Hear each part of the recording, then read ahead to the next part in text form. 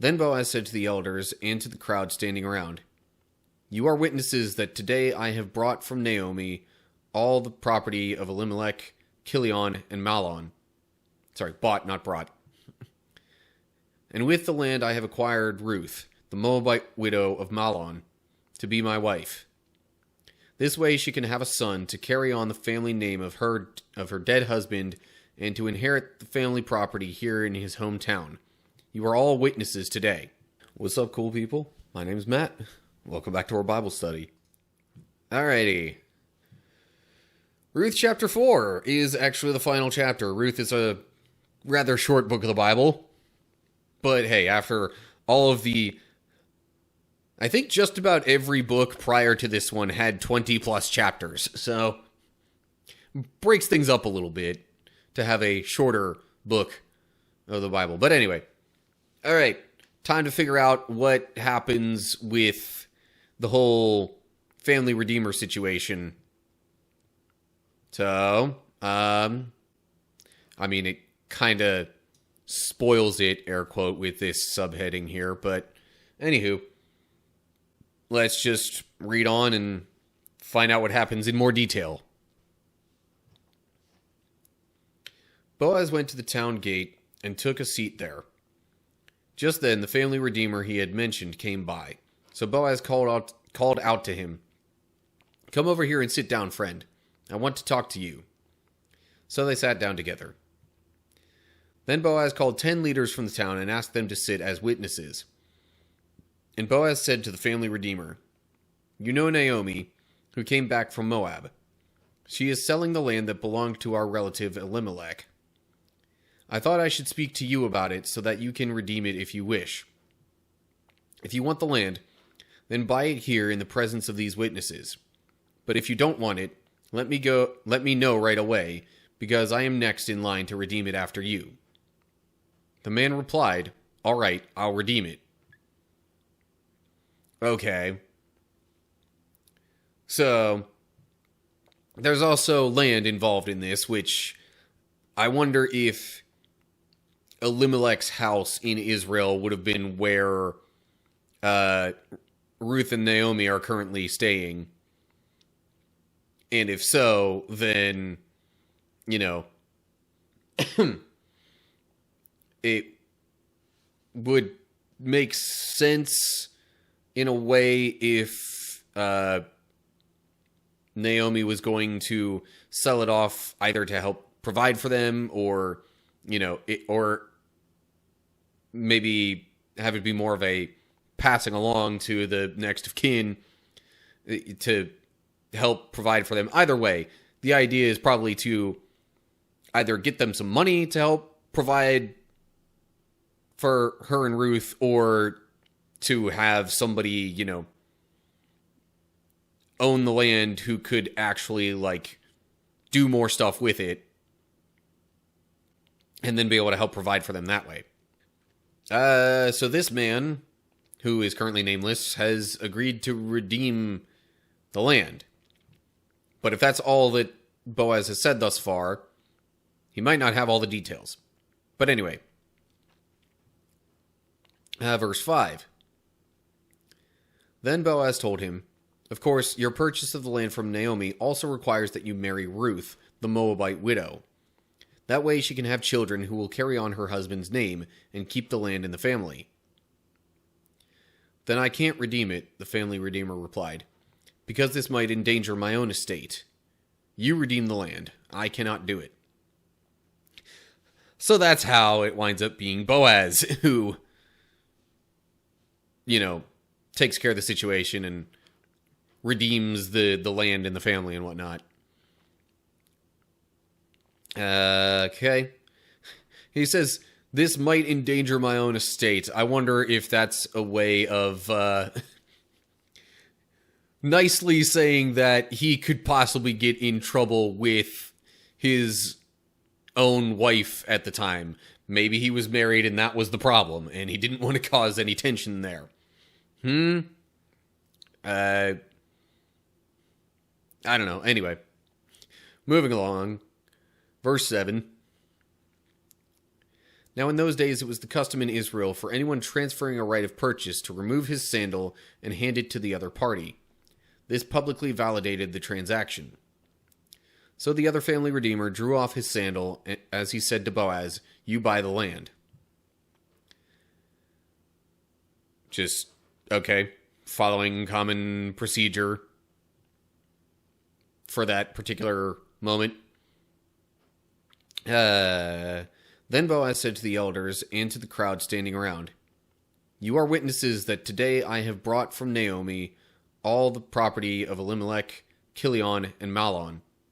Sorry, bought, not brought. "And with the land I have acquired Ruth, the Moabite widow of Mahlon, to be my wife. This way she can have a son to carry on the family name of her dead husband and to inherit the family property here in his hometown. You are all witnesses today." And that was part of the reason he got the other men around there. What did it say specifically? 10 leaders from the town. Just to have witnesses and people who could verify that, hey, here's what happened in this conversation. This is who now owns the land. Or at least is about to. Verse 11. Then the elders and all the people standing in the gate replied, "We are witnesses. May the Lord make this woman who is coming into your home like Rachel and Leah, from whom all the nation of Israel descended. May you prosper in Ephrathah and be famous in Bethlehem. And may the Lord give you descendants by this young woman, who will be like those of our ancestor Perez, son of Tamar in Judah." Okay, so basically witnesses saying that they verify, yes, this is what's happening, and blessings on you and your new wife. Also, Ephrathah, I don't know.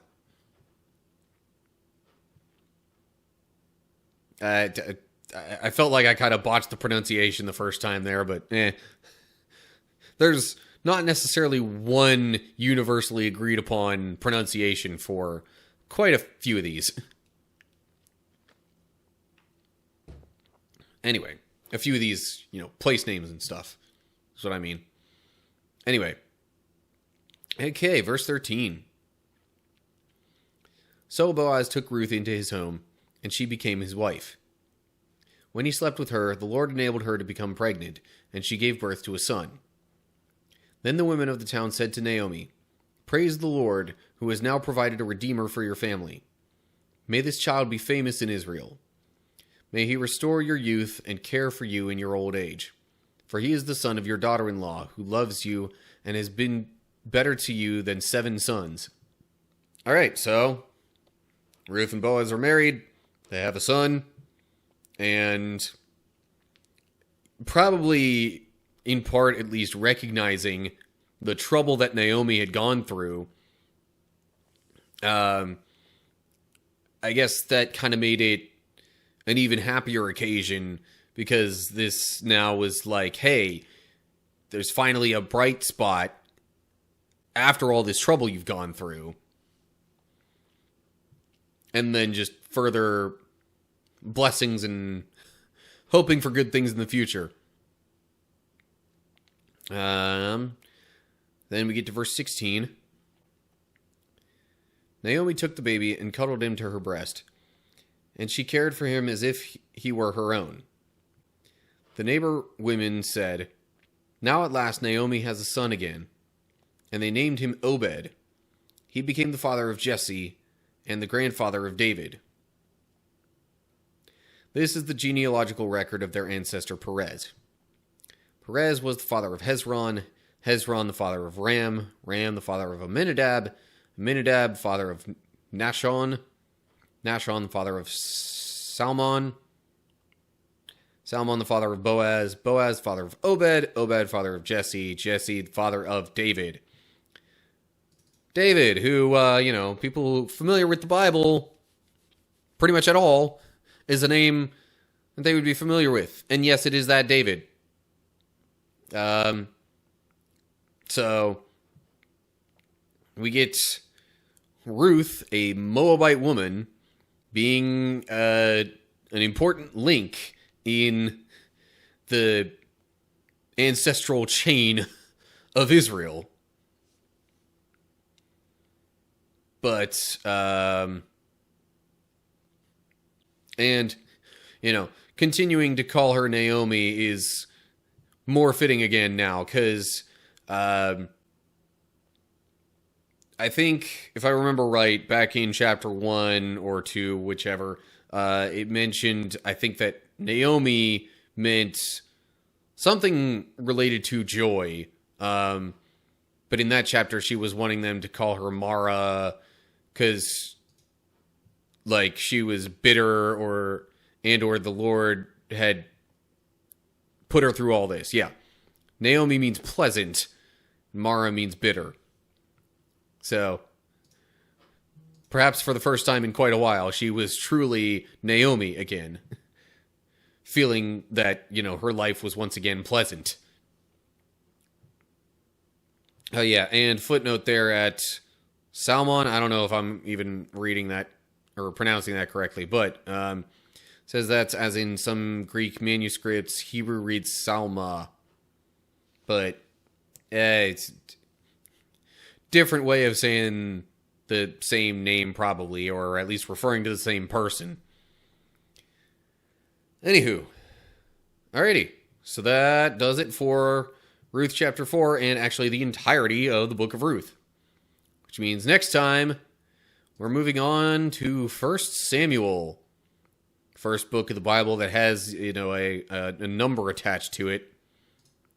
But anywho, yeah, that'll be what we get into after this.